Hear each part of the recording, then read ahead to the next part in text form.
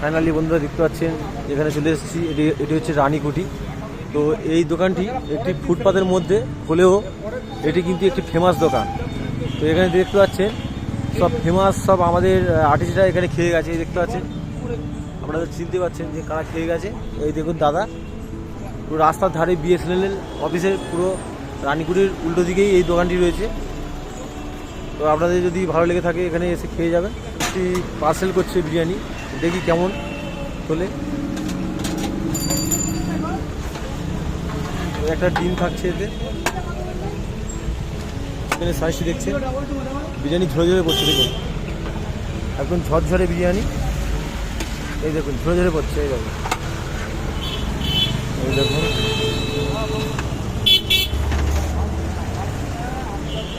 রাস্তার ধারেই একদম বিরিয়ানি দোকানটি।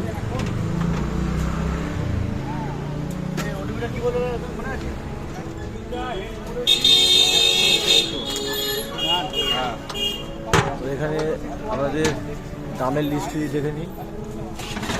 Chicken with egg biryani 130।